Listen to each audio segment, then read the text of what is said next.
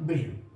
तो ये जब वायरिंग कनेक्शन करेंगे ना, तो वायरिंग कनेक्शन में ब्राउन में 24 वोल्ट देना है और ब्लू में 0 देना है। जो आउटपुट निकलेगा वो 24 वोल्ट डीसी निकलेगा। अब मैं एनपीएन का बना देता हूं यहां पे।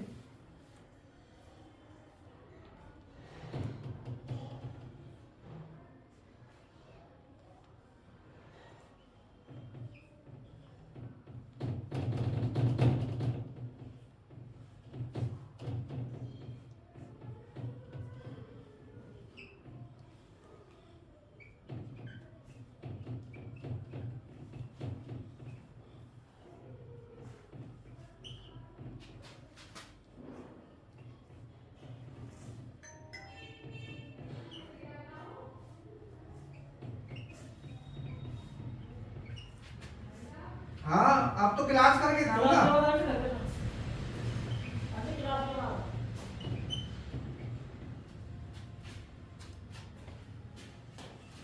देख लेगा, क्लास करके मैं ले लूंगा।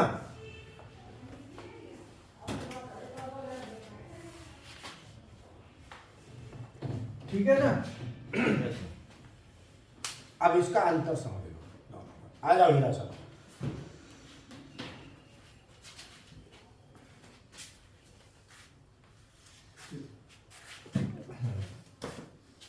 आज का हमारा टॉपिक है पीएलसी में PNP sensor and NPN sensor की वायरिंग में क्या अंतर होता है। पीएनपी सेंसर में बेसिकली अमीटर कलेक्टर बेस होता है।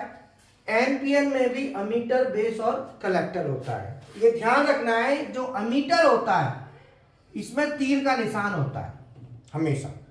और अमीटर पे अगर पीएनपी सेंसर है तो 24 वोल्ट प्लस का देंगे। पीएनपी है तो अमीटर पे क्या देंगे, और कलेक्टर से हमारा जो निकलेगा, जब 24 इधर दे रहे हैं तो 24 ही निकलेगा। समझ में आया। अमीटर पे कितना देंगे 24 वोल्ट, कलेक्टर से कितना निकलेगा 24 वोल्ट प्लस 24 वोल्ट। देखो यहां भी आउटपुट निकला ना 24। एनपीएन सेंसर में अमीटर पे देंगे 0। अमीटर पे क्या देंगे 0 और निकलेगा क्या आउटपुट में 0। लेकिन जब हम वायरिंग करते हैं तो वायरिंग, ये तो सिंबल है, वायरिंग में कलर आते हैं, उसमें ऐसा नहीं आता कि अमीटर ये है, कलेक्टर ये है, बेस ये है। वायरिंग में ऐसे नहीं आएगा। वायरिंग में 3 तार होंगी, ब्राउन ब्लू ब्लैक। बोलो कितनी होंगी, ब्राउन ब्लू ब्लैक। ब्राउन पे 24 देना है, ब्लू पे 0 देना ही देना है, दोनों पे देना है और निकलेगा 24। तो अगर आप वायरिंग करेंगे तो ये वायरिंग का नहीं है, ये सिंबल है। वायरिंग के लिए 3 तार ऐसे, ब्राउन ब्लू ब्लैक। ब्राउन पे 24, ब्लू पे 0, आउटपुट 24। एनपीएन में ब्राउन पे 24, ब्लू पे 0 और ब्लैक जो आउटपुट है उस पर 0। अर्थात पीएनपी में भी 3 तार, एनपीएन में भी 3 तार। ब्राउन पे 24, ब्लू पे 0, ब्लैक पे 24 आउटपुट। ब्राउन ब्लू ब्लैक पे 0। अर्थात पीएनपी सेंसर हमको क्या निकालता है 24 वोल्ट। एनपीएन सेंसर हमें क्या निकालता है 0।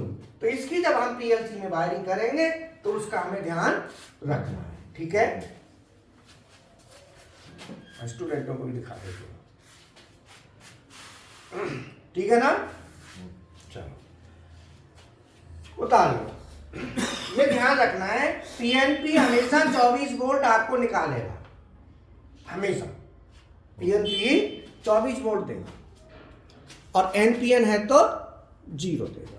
अब पीएनपी 24 कैसे देगा, तो आपको ये ध्यान रखना है, पीएनपी में पी ज्यादा है ना, देखो पी ऊपर है, P N P N P N,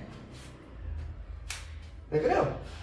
तो 2 पी है माने पॉजिटिव ज्यादा है तो प्लस निकालेगा, यहाँ पे 2 एन है नेगेटिव ज्यादा है तो 0 निकालेगा। ऐसे हमको ध्यान रखना है। एन पी एन 0 निकालेगा, क्यों, एन 2 है, पीएनपी में पी 2 है तो पॉजिटिव।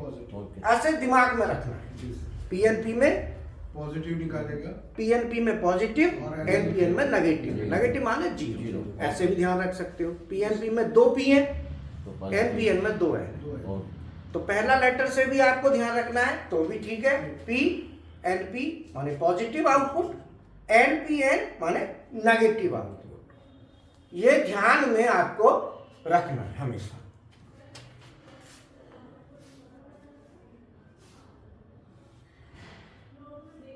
पीएलसी में सोर्स टाइप। हाँ, ये मिटा दो। Yes sir. Yes sir.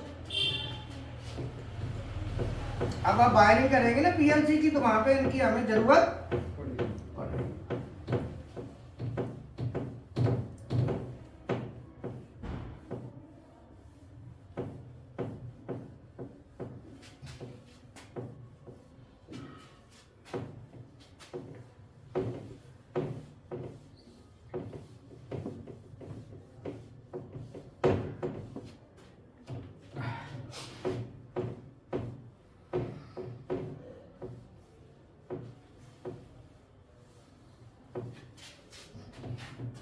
अगर पीएलसी में source type output out.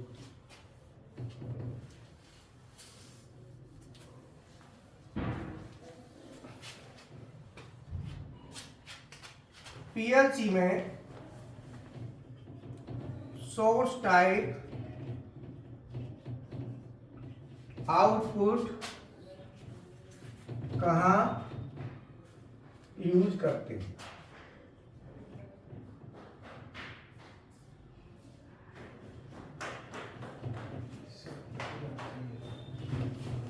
PLC में सोर्स टाइप आउटपुट कहाँ यूज करते हैं? ठीक है, अब हम बात कर रहे हैं पीएलसी आउटपुट वायरिंग की। ध्यान रखना, इसमें तीनों तरह की वायरिंग आएगी तो मैं यहाँ पे बना दूँ। अब पीएलसी आउटपुट की वायरिंग कर रहे हैं, फिर हम पीएलसी इनपुट की वायरिंग करेंगे। ठीक है ना?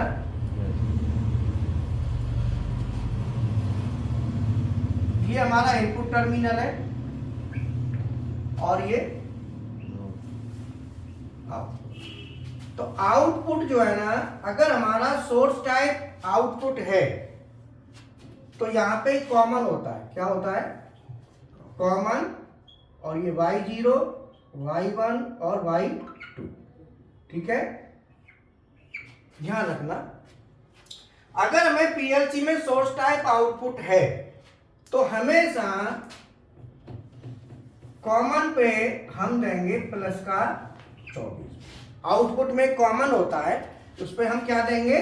प्लस का 24। और इसको ऑपरेट कराने के लिए यहाँ पे एक ट्रांजिस्टर लगता है। कौन सा लगेगा? पी। तो पी पे हमारा ये आ गया 24। बोलो। तो पीएनपी में ये क्या हुआ जो अभी मैंने बताया था ना आपको, अभी समझाया था ना? Yes sir. तो ये जो तीर का निशान है ये क्या होता है? एमीटर। अमीटर पे सप्लाई देते हैं। हमेशा अमीटर जो है ना वो सप्लाई से कनेक्ट होता है। अगर अमीटर पीएन जो तीर का निशान चलता है वो चलता है P2N, हमेशा ऐसे। तो ये PNP, भाई ये ऐसे ही है ना, PNP। तो ये क्या? कलेक्टर। तो कलेक्टर से कितना निकलेगा? 24 ही निकलेगा। अगर हम पीएनपी ट्रांजिस्टर यूज कर रहे हैं तो सोर्स टाइप आउटपुट में पीएनपी ट्रांजिस्टर यूज होता है और वो हमको 24 वोल्ट देंगे और 24 ही निकालेगा। और 24 से हमें कोई लाइट इंडिकेटर ऑन करना है, कुछ भी है तो मान लो जैसे कोई इंडिकेटर है तो यहां से हम क्या देंगे?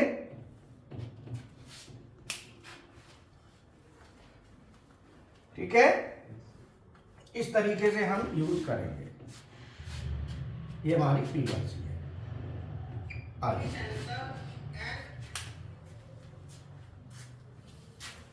कनेक्शन समझ में आ रहा है ना?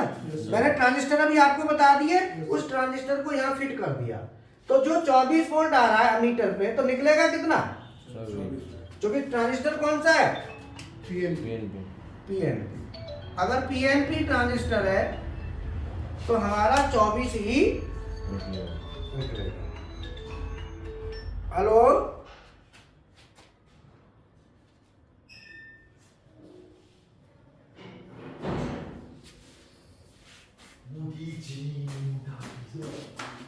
हाँ वो ऐसा है ना, अभी ये थोड़ा सा 2 शॉट है ना, ये निकाल के फिर वहीं पे आ जाए, ठीक है। हाँ अभी जो है ना क्लास में पीएलसी एचएमआई वायरिंग ही आनी है, ये छोटा छोटा 2 क्वेश्चन है, ये मैं करके फिर वही चालू करता हूँ, है ना। ठीक है, तो अभी पीएलसी में सोर्स टाइप आउटपुट कहाँ यूज करते हैं? सोर्स टाइप आउटपुट कहाँ यूज करते हैं? तो सोर्स टाइप आउटपुट हम यूज करते हैं जब हमको आउटपुट में 24 वोल्ट प्लस का चाहिए। कितना चाहिए? प्लस का 24 वोल्ट। तो ये जो सोर्स टाइप आउटपुट होती है जिसमें पीएनपी सेंसर लगता है, कॉमन पे हम हमेशा अगर सोर्स टाइप आउटपुट है तो कॉमन पे प्लस का 24 देंगे, ये फिक्स है। कितना देंगे? 24। और ये हमारा अमीटर पे जाएगा और कलेक्टर से 24 ही निकलेगा और 0 वोल्ट हम डायरेक्ट दे देंगे। तो हमें सोर्स टाइप आउटपुट हम कब यूज करते हैं? जब हमें पीएलसी के आउटपुट में प्लस का 24 वोल्ट चाहिए डीसी। क्या चाहिए? प्लस का 24 वोल्ट डीसी चाहिए। अगर हमें एसी चाहिए तो उसमें ये यूज नहीं होगा। 0 वोल्ट चाहिए तो भी ये यूज नहीं होगा। प्लस 24 वोल्ट अगर हमको चाहिए तो हम सोर्स टाइप आउटपुट यूज करेंगे जिसमें पीएनपी सेंसर का यूज होगा, पीएनपी ट्रांजिस्टर का यूज होगा। कौन सा ट्रांजिस्टर लगेगा? पीएनपी। अब हम बात करते हैं PLC programming and BMD HMI programming and wiring, come wiring है ना। तो मैं एचएमआई और पीएलसी ले लेता हूं, तो ये दो, अब मैं ये यहां पे एचएमआई ले लेता हूं, तो एचएमआई और पीएलसी, ठीक है सर। और ये मैं आप बना देता हूं, है ना, पीएलसी का।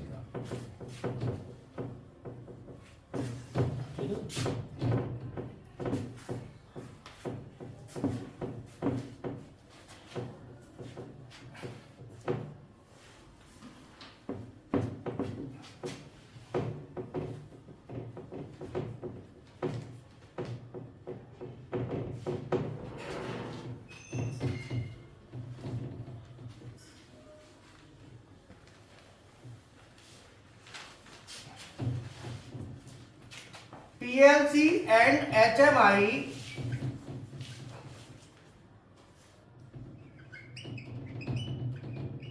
wiring and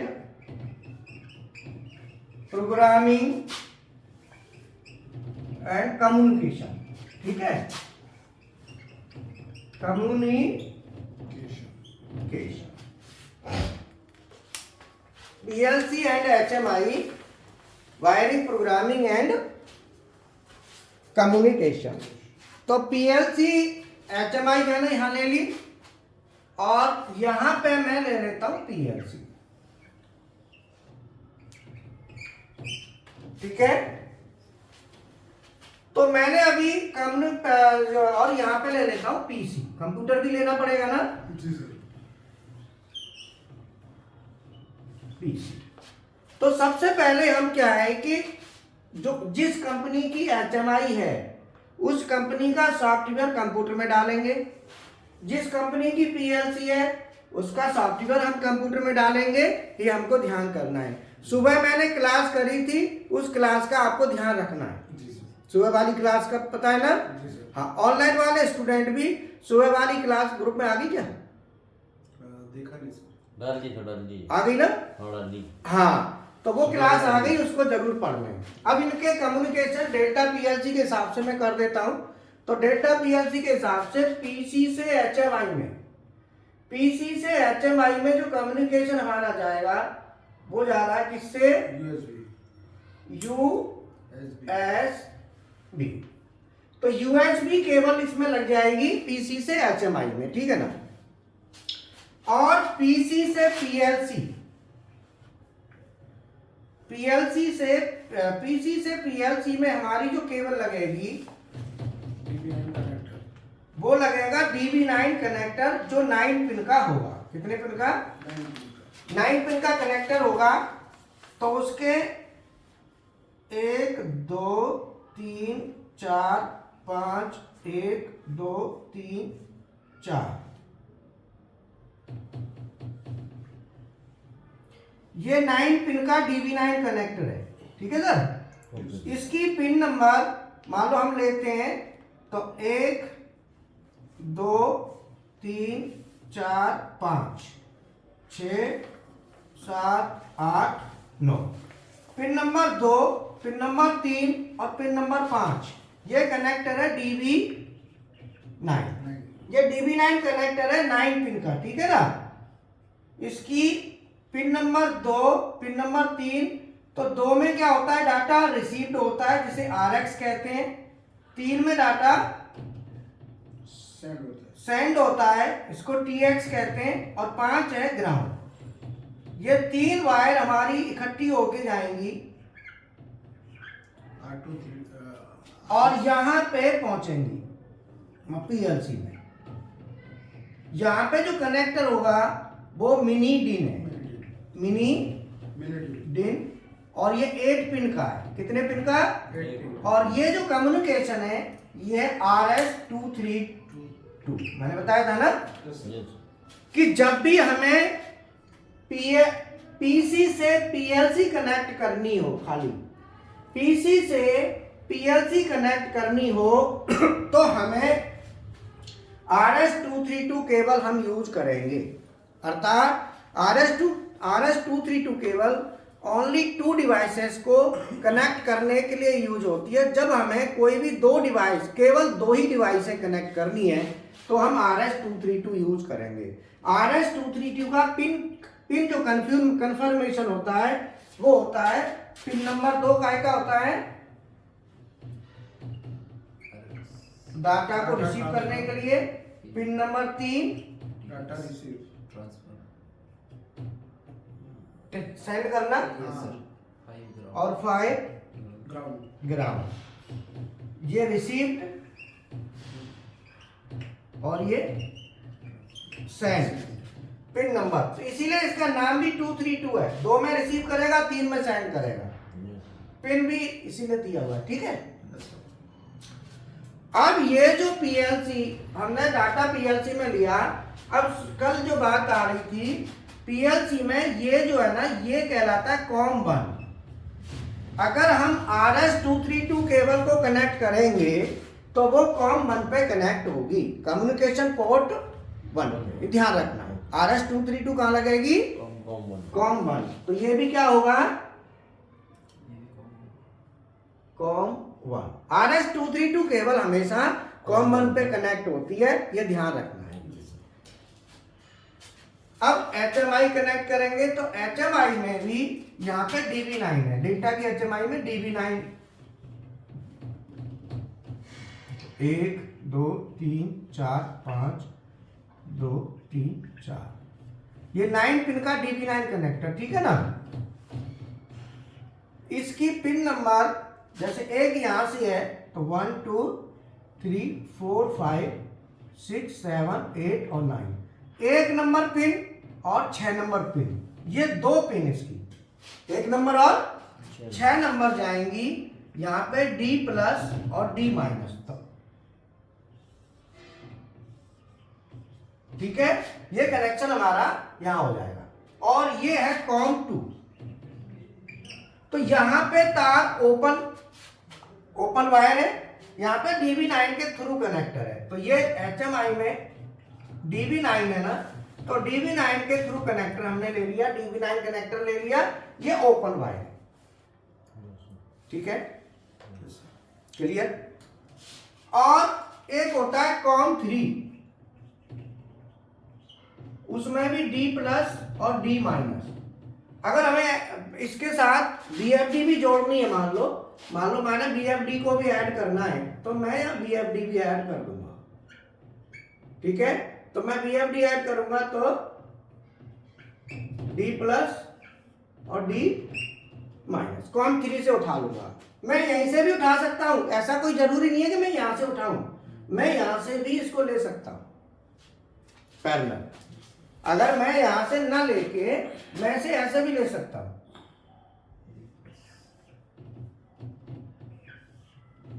इसे यूज ही मत करो, कोई जरूरत नहीं है, आप डायरेक्ट ऐसे ले लो। तो 2 और 3 दोनों कॉम 4 8 5 के लिए यूज होते हैं, ये ध्यान रखना। तो ये है RS 485, तो ये RS 485 और RS 485। तो जब हमें डाटा जब हमें डिवाइसेस ज्यादा कनेक्ट करनी है, 2 से ज्यादा कनेक्ट करनी है, उस समय हम RS 485 का यूज करेंगे, ठीक है ना।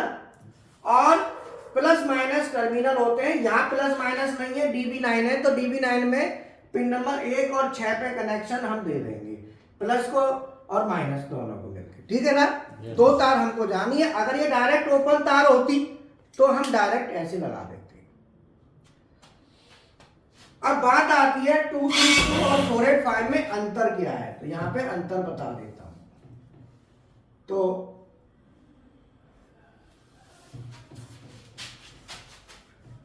RS 232 और RS 485, 232 हम यूज करते हैं जब 2 डिवाइसेस, कितनी 2 डिवाइसेस, 1 ट्रांसमीटर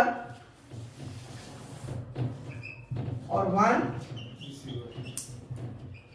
रिसीवर, 2 डिवाइस हैं, एक ट्रांसमीटर और एक रिसीवर।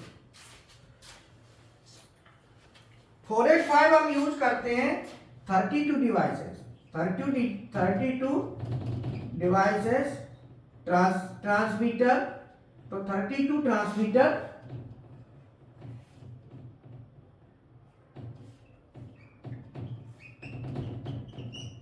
और 32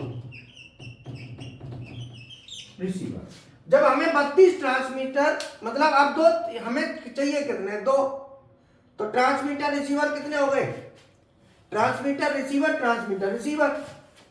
तो जब हमें 32 ट्रांसमीटर या 32 रिसीवर तक चाहिए तो 485, अगर फिर हम इसमें रिपीटर और यूज कर लेते तो 32 और जुड़ जाएंगे, इसमें 7 रिपीटर तक जा सकते हैं, 7 रिपीटर और 1 रिपीटर इतना फिर ऐड कर देता है। तो ऐसे करके 255 तक हम डिवाइसन इसमें जोड़ सकते हैं, 255 तक, ठीक है ना। हाँ, 255 तक डिवाइस एक दूसरे के साथ हम कनेक्ट अटैच कर सकते हैं। बोलो समझ में आया। तो यहां पे बेसिकली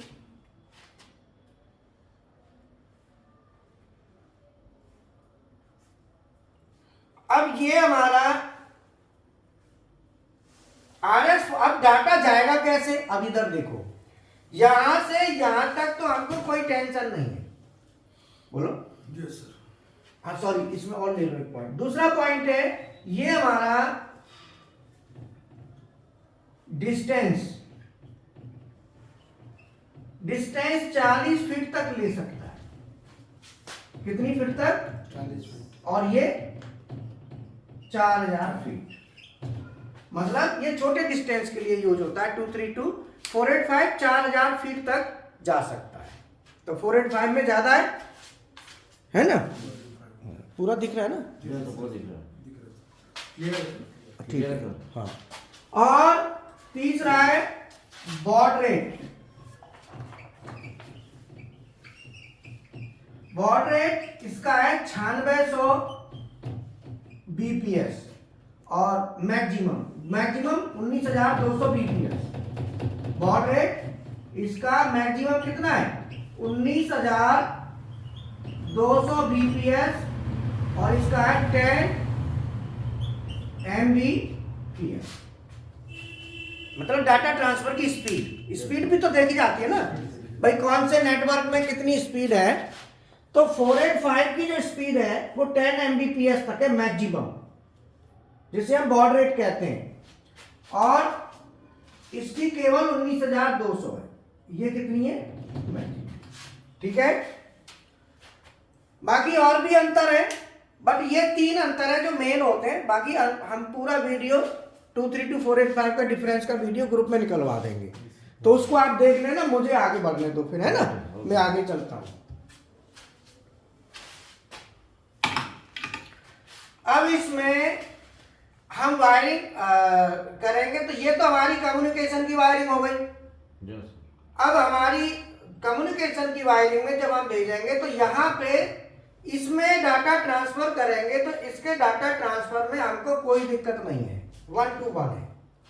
लेकिन इनमें भेजेंगे तो फिर इसका मेथड होता है जो RS-232 और 485 है, इस कम्युनिकेशन को कहते हैं सीरियल कम्युनिकेशन। सीरियल कम्युनिकेशन, इसका मतलब है ये सीरियल कम्युनिकेशन होता है। इस कम्युनिकेशन में हमारा जो डाटा जाता है वो सीरियल से जाता है। अब डाटा जाएगा कहाँ? अब मान लो ये BFD यहाँ पे है, अब मान लो एक BFD और लगा देता हूं, BFD 1 BFD 2, तो ये D प्लस D माइनस यहां और जोड़ देता हूं, बोलो, और D माइनस मैंने यहाँ। अब कितने हो गए डिवाइस?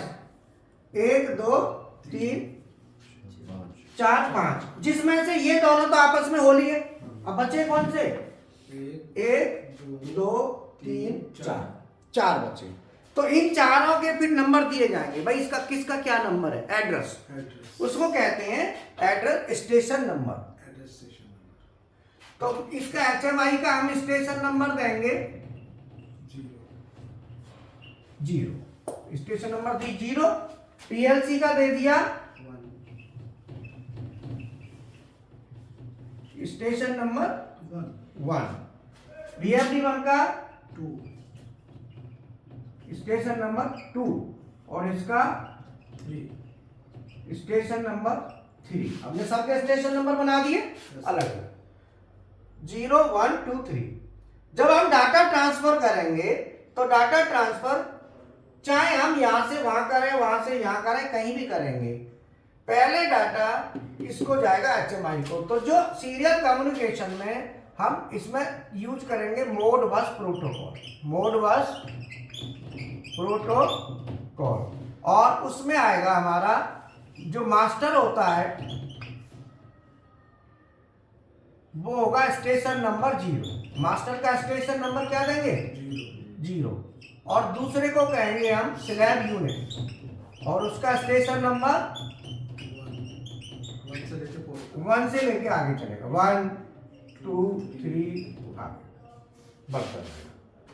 तो इस जो हमारा सीरियल कम्युनिकेशन जो होता है, सीरियल कम्युनिकेशन में जो हम प्रोटोकॉल यूज कर रहे हैं, यहाँ पे प्रोटोकॉल हमको यूज करना पड़ेगा। प्रोटोकॉल क्यों करोगे?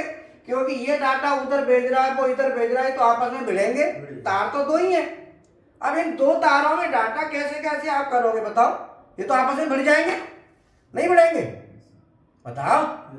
तो भैया ऐसा करा जाएगा कि भैया तार तो 2 ही है, सबसे पहले ये डाटा वहां भेज रहा है, वो यहाँ भेज रहा है, तो सबको टाइमिंग दी जाएगी कि पहले इसको ये भेजेगा, फिर ये भेजेगा, फिर ये भेजेगा, सबके टाइमिंग बदलने पड़ेंगे ना, एक साथ तो नहीं जा सकते। तो उसके लिए टाइमिंग देने पड़ेंगे, तो टाइमर लगा के हम डाटा को भेजेंगे कि मान लो हमने 2 मिलीसेकंड 5 मिलीसेकंड का टाइम ले लिया, तो जब डाटा ट्रांसफर किया जाएगा, ऐसा नहीं है कि सब एक दूसरे में करने लग जाएंगे तो गड़बड़ हो जाएगी। तो ऐसे डाटा भेजने के लिए हमें किसकी आवश्यकता पड़ेगी? प्रोटोकॉल। तो प्रोटोकॉल क्या है?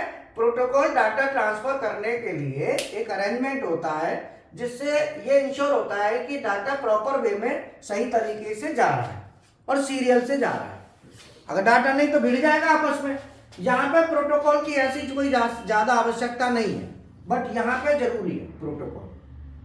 बोला यहाँ प्रोटोकॉल कब यूज करते हैं? जैसे कोई भी VIP पर्सन आ रहा होता है तो प्रोटोकॉल करते हैं, नॉर्मल में तो नहीं करते। VIP के लिए क्यों करते हैं? ज्यादा क्राउड हो जाता है, भीड़ ज्यादा होती है, तो वहां प्रोटोकॉल बनाना पड़ता है सेफ्टी के लिए। ऐसे ही यहाँ पे प्रोटोकॉल बनाना पड़ता है। जब इस तरीके का अरेंजमेंट हो जाता है तो वहां बहुत दिक्कत खड़ी होती है कि कैसे करें। तो इसीलिए मोड बस में हम प्रोटोकॉल का यूज करके, प्रोटोकॉल की सहायता से इन सबके स्टेशन नंबर डिफाइन करते हैं कि भाई किसका स्टेशन नंबर क्या है। सभी डिवाइसों के अपने अपने स्टेशन नंबर होते हैं, ठीक है ना। Yes sir. अब इसमें जब हम डाटा भेजेंगे तो उसमें पीएलसी से बीएफडी में डाटा जाएगा, 1 में या 2 में। तो डाटा बेसिकली पीएलसी तो कंट्रोलर है ना, तो कंट्रोलर से जब डाटा जाएगा पीएलसी टू बीएफडी 1, बीएफडी 2, तो उसका 2 फॉर्मेट होते हैं मोडबस के, मोडबस प्रोटोकॉल के। एक फॉर्मेट आता है MODWR और एक होता है MODRD। MODWR होता है जो पीएलसी से डाटा जाएगा और MODRD वो पीएलसी में लेगा, रीड करेगा। पीएलसी इसमें रीड करती है, इससे भेजती है। तो हमने ये फॉर्मेट दिया MODWR। MODWR के बाद अब इस पीएलसी से भेजना किसको है, तो यहाँ पे BFD नंबर 1 को भेजना है, तो हम लिखेंगे यहाँ पे K2। स्टेशन नंबर कितना है उसका, बोलो। तो हमने K2 लिख दिया और आगे अब हमें BFD के इसमें भेजना है। अब इसके अंदर डाटा जाएगा, तो डाटा जाएगा किसके अंदर जाएगा, BFD में भी तो कहीं जाएगा, मास्टर मेमोरी मेमोरी में, और मेमोरी के रजिस्टर में जाएगा। किस में जाएगा, तो मेमोरी, इसका जो मेमोरी रजिस्टर है वो है S2000।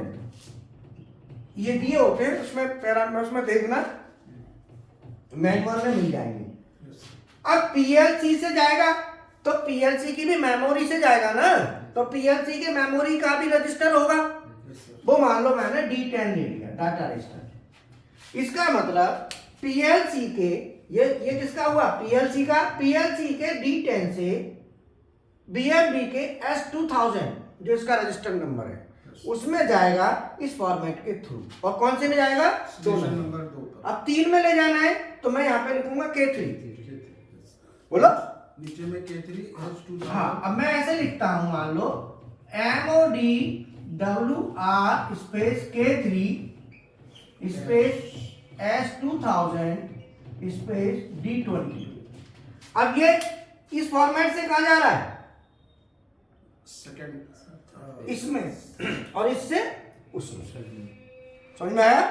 तो हमको प्रोटोकॉल की सहायता से ये फॉर्मेट लिखना पड़ेगा, लिखेंगे तभी तो जाएगा ये। तो ये फॉर्मेट जो है ना, MODWR का मतलब है पीएलसी से डाटा को भेजना, राइट करना, क्योंकि कंट्रोलर तो पीएलसी है, तो असली तो पीएलसी है, तो पीएलसी भेजेगा तो इस फॉर्मेट के रूप में भेजेगा, ये आपको ध्यान रखना है। अब पीएलसी मान लो रीड करता है, पीएलसी क्या करेगा, रीड करेगा, तो वहां पे हम WR की जगह हम क्या यूज करेंगे, RD।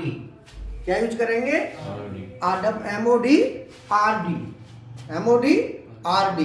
तो इस तरीके से हमारे फॉर्मेट होंगे जिससे हमारा डाटा कम्युनिकेशन के थ्रू जाएगा, ठीक है ना। तो डाटा कैसे जाएगा, पीएलसी के डाटा रजिस्टर से बीएफडी के डाटा रजिस्टर में, और बीएफडी से लेना है तो बीएफडी के डाटा रजिस्टर से पीएलसी के डाटा रजिस्टर में। अब जैसे यहाँ पे हमने लिखा MODRD K2, ये तो 2 नंबर से ले रहे हैं, यस सर। पीएलसी ले रही है, RD का मतलब रीड कर रही है। अब बीएफडी का रजिस्टर नंबर होगा मान लो 2100 और यहाँ पे D40। तो अब क्या है, ये रीड कहां से कर रहा है, पीएलसी के D40 नंबर डाटा रजिस्टर से, वो सॉरी बीएफडी के H2100 से, 2100 नंबर डाटा रजिस्टर से पीएलसी के D40 में ये इसको रीड करेगा। ये इसका फॉर्मेट है। अब कहेंगे कि सर ये H क्या है, ये इनके फिक्स होते हैं, मैनुअल में आपको पूरे मिल जाएंगे। जब बीएफडी का मैनुअल देखेंगे ना, तो पैरामीटर के ग्रुप नंबर 9 में जाएंगे तो ये पूरा आपको मिल जाएगा उसमें, ठीक है। तो ये हमारा कम्युनिकेशन कैसे कराएंगे, वायरिंग कैसे करेंगे। अब आपको यहाँ पे कोई मेरे हिसाब से दिक्कत नहीं होनी चाहिए। अब मान लो आपके पास 232 वाला नहीं है, ये क्या RS-232 है, आपके पास USB पोर्ट है। कौन सा? US तो मैं यहाँ पे USB ले लेता हूँ। तो अगर आपके पास USB पोर्ट है, कौन सा है? USB। तो USB से आप क्या लगाएंगे यहाँ पे? 232 कन्वर्टर, USB टू RS-232 लगा दिया। लगा के 3 तार ले लो यहाँ से, ये तीनों तार निकलेंगी। तो यहाँ पे क्या हो जाएगा इसमें? इधर तो USB डायरेक्ट जुड़ गई, इधर क्या होगा? DB9। जो DB9 यहाँ होना था आपको DB9 यहाँ मिल जाएगा। बोलो बात समझ में आई? इससे झट ले जाओ आप उधर, ठीक है ना? हाँ, अगर ये आपको करना है कि आपने कहा 232 नहीं, मुझे उठा के ना उधर लेके जाना है, COM2 में लेके जाना है, तो मैं क्या करूंगा? 485 का कन्वर्टर लगा दूंगा ना, तो हमारा डाटा फिर उधर चला जाएगा, फिर वो रीड कर लेगा इसको। उसका भी कन्वर्टर आता है। मान लो USB से 232 ले लिया, 232 से 485 लिया, 485 को दे दो हम, तो डाटा ऐसे करके 485 के थ्रू भी चले जा सकता है। तो यहाँ पे एक दूसरे के कन्वर्टर आते हैं, आप उनको चेंज कर सकते हैं कन्वर्टर के थ्रू डाटा को, ठीक है ना? तो अब इसको कॉमनाइज अगर हम बात करें तो RS-232 के लिए कौन सा कॉम पोर्ट यूज होता है? COM1। और 485 के लिए COM2 एंड COM3। ये कॉम पोर्ट है, इसका COM1 होता है और 2, 3। अब आपने PL कंप्यूटर में जब आप डाटा भेजेंगे, तो अब ये भेजोगे तो आपको क्या पता कि कौन सा कॉम पोर्ट है? अब USB के तो बहुत है, चलो RS-232 का तो एक है, कौन सा है? ठीक है, 232 का तो एक हो गया, लेकिन USB के तो बहुत हैं। जो USB होता है इसके तो काफी होते हैं, एक नहीं एक ही नहीं होता। USB के होंगे, बोलो, COM3, COM4, 5, 6, 7, 8, 9, 10, पता नहीं कितने, उसमें बहुत देखे मैंने कई कंप्यूटरों में, 8-10 होते हैं। अब ये USB से मान लो जा रहा है, तो अब इसको कैसे देखें कि कौन से कॉम से जा रहा है? हमें बनना पड़ेगा ना भाई, कौन से कॉम से डाटा उठा रहे हैं? USB के एक से ज्यादा है। चलो RS-232 का तो एक है अकेला, उसको देखने की जरूरत नहीं है, लेकिन इसको कैसे देखेंगे कंप्यूटर में कि ये कौन सा है इनमें से? बताओ, इसको देखने का क्या तरीका है? इसका तरीका है, आप जाएंगे डिवाइस मैनेजर पे, नोट कर लो, कंप्यूटर में डिवाइस मैनेजर सर्च कर लो। क्या सर्च करना है? Device manager. क्या सर्च करना है?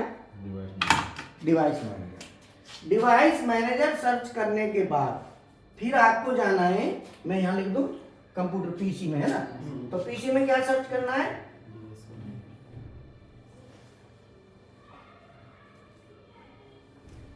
कॉम पोर्ट को फाइंड करना, को फाइंड कैसे पता करें कि कौन सा कॉम पोर्ट है ना? फाइंड करें तो इसका सबसे पहले क्या करेंगे? डिवाइस मैनेजर सर्च कर लो। क्या सर्च करेंगे? डिवाइस मैनेजर सर्च कर लिया।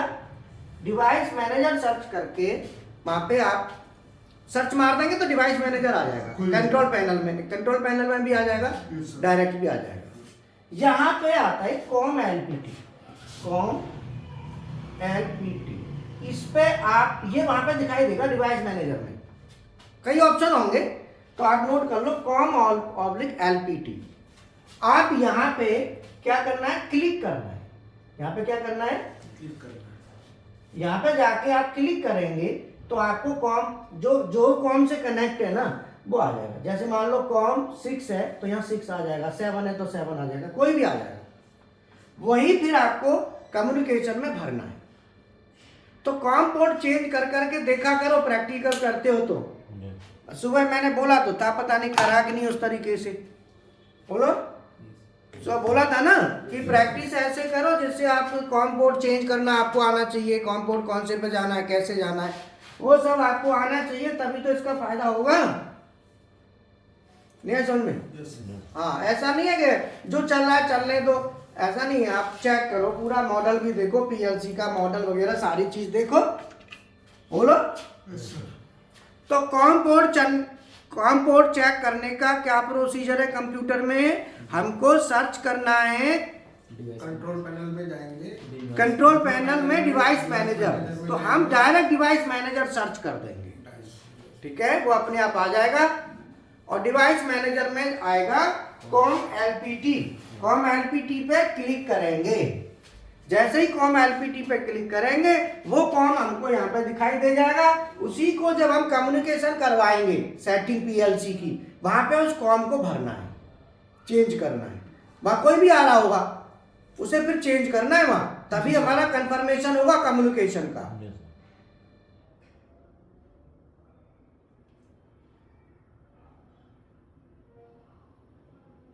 समझ में आया ना? हाँ, तो ये हमें कॉम एलपीटी जरूरी है पता करना। अगर आप मित्सुबिशी की पीएलसी की बात करते हो तो वहां पे यूएसबी का भी ऑप्शन है और कॉम 1 भी है, RS-232। तो आप दोनों से कम्युनिकेट करा के देखो, वहां केबल लगी हुई है उसमें, यूएसबी भी और वो भी। मतलब आप यूएसबी से भी ले लो, 232 भी ऑप्शन है, तो आपने दोनों केबल लगाओ। तो कई पीएलसी जो मित्सुबिशी की है वहां पे यूएसबी भी आता है। अब ये बताओ, यहाँ भी यूएसबी है, यहाँ भी यूएसबी है, तो यूएसबी से यूएसबी डायरेक्ट नहीं जुड़ जाएगा? बोलो।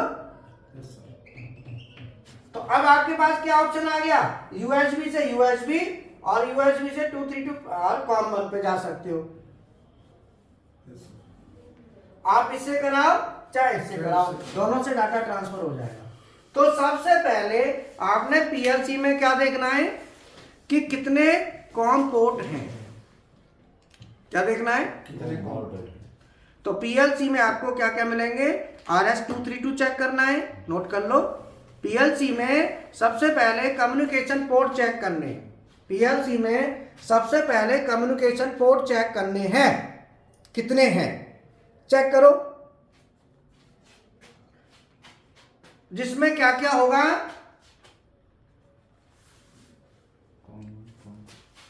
क्या क्या आएंगे उसमें, कौन कौन से चेक करने हैं या नहीं? बोलो। उसमें चेक करने, नंबर 1 RS-232 कॉम 1। आपको या तो कॉम 1 लिखा रहेगा तो समझ लो 232 लगेगी, कॉम 1 दिखाई दे जाएगा। तो दूसरा, सॉरी यहां पे ऐसे करता हूं, यहां पे लिखा होगा कॉम 1, तो कॉम 1 पे कौन सी केबल कनेक्ट करेंगे? RS-232। दूसरा कॉम 2, कॉम 2 पे क्या करोगे? RS-485। तीसरा कॉम 3, RS-485। चौथा यूएसबी पोर्ट होता है, तो वहां पर कौन सी केबल कनेक्ट होगी? यूएसबी। बोलो। और पांचवा RJ-45, इसमें कौन सी होगी? ईथरनेट, नोट कर लो। ये 5 है। ये चेक करने पहले जो अवेलेबल है वो चेक करने। मान लो ये आपके पास है, ये है, ये है, तो इन सबसे करके देखो, सबका आनंद लो। हाँ, केवल यही नहीं है कि लकीर के फकीर बने रहो, एक ही चल रहा है उसी को चलने दो, NONC। इन सबको चेक करके देखो। पहले तो सबसे पहले आप पीएलसी पे क्या चेक करेंगे? इतने कॉम पोर्ट हैं या नहीं है, कनेक्टर कितने हैं पहले चेक कर लो, तब आप प्रोग्रामिंग चालू करो। तो डेल्टा की, मित्सुबिशी की, जैसे मित्सुबिशी की पीएलसी है, तो मित्सुबिशी की पीएलसी में आपको ये मिल जाएगा, ये भी है, दोनों है, और हो सकता है ये भी हो। तो फिर आप इंटरनेट से भी कम्युनिकेट कर सकते हो, इससे भी कर सकते हो, इससे भी कर सकते हो। Yes, समझ में आया? सबके मेथड अलग अलग होते हैं, सेलेक्ट करना पड़ेगा ना आप किससे कर रहे हो। yes, sir. हाँ, तो इसीलिए आपको सबसे पहले देखना है कि आपकी पीएलसी में कम्युनिकेशन के पोर्ट कौन कौन से होते हैं। तो अब बार बार हम कॉम पोर्ट कर रहे हैं, है ना। तो इस कॉम पोर्ट की फुल फॉर्म क्या है? Communication. Communication Port. पोर्ट। ये पोर्ट क्या होता है बताओ? पोर्ट तो हम कर रहे हैं, बट ये पोर्ट क्या है? Port मतलब कैसा है, एक स्टेशन है जिसमें कई जगह से माल आ रहा है और वहाँ पर ये उतर रहा है। जैसे सी पोर्ट, सी पोर्ट, समुद्र वाला समुद्र। जहाज उतरते हैं वहाँ। तो मैं पोर्ट का मतलब बताता हूँ। पोर्ट जो है ना वो टर्मिनेटर होता है। Port is the termination point, जहां पे कोई भी चीज टर्मिनेट होती है। जैसे आप RS-232 केबल लाएंगे, वो यहाँ पे लास्ट हो जाएगी, USB यहाँ पे लास्ट हो जाएगी, तो यहाँ टर्मिनेट हो रही है केबल। एंड जैसे हवाई जहाज होता है, तो हवाई जहाज जहां लैंड करता है टर्मिनस, उसे कहते हैं एयरपोर्ट, एयरपोर्ट। बोलो। और टर्मिनल, एयर टर्मिनल बोलते हैं ना। तो ये हम कहीं कहीं टर्मिनल भी बोलते हैं पोर्ट, लेकिन यहाँ पे आपको पोर्ट ही बोलना है क्योंकि वहाँ कॉम पोर्ट लिखा रहता है, इसीलिए कॉम LPT सर्च करोगे ना तो कॉम आएगा, तो इसलिए कॉम पोर्ट बोलना है। बट ये टर्मिनल भी कह सकते हैं। जैसे हवाई जहाज उतरता है, तो हवाई जहाज जहाँ उतरता है वो क्या होता है? एयरपोर्ट। Yes, तो एरोप्लेन आके वहीं पे तो टर्मिनेट हो रहा है। टर्मिनेट होने का मतलब वहां पे आ गया या वहां से चलेगा, उसका एंड हो गया, मतलब उसका छोर। टर्मिनेशन कहते हैं छोर, उसका सिरा, एंड सिरा। यही तो उतरता है, उतर के चढ़ेगा। तो एयरपोर्ट, कम्युनिकेशन पोर्ट, सी पोर्ट और हाइड्रोलिक में जो वाल होते हैं ना वो भी पोर्ट होते हैं। Pressure port, tank port, hydraulic का डायरेक्शनल वाल, उसमें भी पोर्ट। इन सब का मतलब है टर्मिनेशन, लास्ट एंड, जहां पे कनेक्शन होता है। तो पोर्ट को हम टर्मिनल भी कह सकते हैं। तो इसीलिए एयर टर्मिनल, जहां से हवाई जहाज होता है ना, कौन से टर्मिनल से जा रहे हैं ना, टर्मिनल होते हैं ना, लिखा रहता है टर्मिनल नंबर इतना, टर्मिनल ये टर्मिनल वो। टर्मिनल और पोर्ट दोनों एक ही चीज है, ठीक है। पोर्ट बना दिया है वो पूरा, और जहां जहां पॉइंट है उनको टर्मिनल कह दिया। यहाँ पे जहां जहां से जाएगा वो सब पोर्ट है, यह टर्मिनल नहीं है, एक ही चीज रखा है पोर्ट। तो आपको पोर्ट क्लियर हुआ? पोर्ट कोई भी पूछे कम्युनिकेशन पोर्ट किसे कहते हैं, तो आप क्या कहेंगे? जहां पे कम्युनिकेशन केबल कनेक्ट होती है, बोल। जहां पे कम्युनिकेशन केबल कनेक्ट होती है उसे कम्युनिकेशन पोर्ट कहते हैं। और केबल कौन कौन सी है? RS-232, 485, USB, Ethernet. ये केबल जहां लगेगी वो पोर्ट हो गया उसका। ये इथरनेट पोर्ट, इसका नाम क्या है कनेक्टर का? RJ45।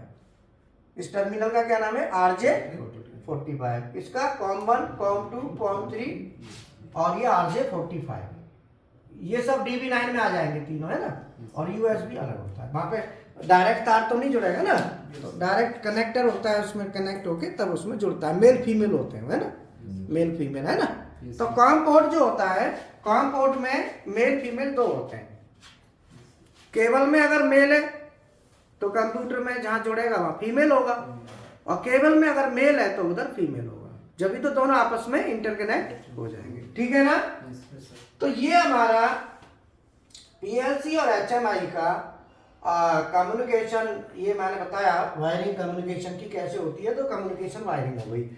अब इसमें आपने क्या करना है, जो दो वीडियो, हाँ, डेल्टा का और मित्सुबिशी का, how to start Delta PLC software, वो पढ़ा था आज, नोट्स बनाए? बनाए ना, उनको बनाना ही नहीं है, समझना, उसको कोशिश भी करनी है, ट्राई भी करना है। समझ में आया? Yes sir. हाँ, तो मैं 2 वीडियो मैं बोल देता हूँ, विशाल सर को, ग्रुप में हीरा सर को बोल देता हूँ, तो वो डलवा देंगे। मित्सुबिशी और Delta, how to start Delta PLC software by Gopal sir, direct YouTube पे डाल लो, वहां से उठा लो, आ जाएगा। है ना। और how to start Mitsubishi PLC software, hello, how to start Delta PLC software by Gopal sir और how to start Mitsubishi PLC software by Gopal sir, ये 2 वीडियो निकाल दो और सीमेंस का भी निकाल दो, ग्रुप में डलवा दो, ठीक है, निकलवा दो, ठीक है ना। तो उसमें आप देख लेना, तो उसमें थोड़ा अच्छा रहेगा, समझ में भी आएगा, ठीक है ना। तो आपको कॉम पोर्ट क्लियर हुए। अब ईथरनेट का बताएंगे, ईथरनेट नहीं है ना, तो ईथरनेट का भी बताएंगे, ईथरनेट का कम्युनिकेशन कैसे होता है। ठीक है। चलो ठीक है, okay, thank you. Thank you sir.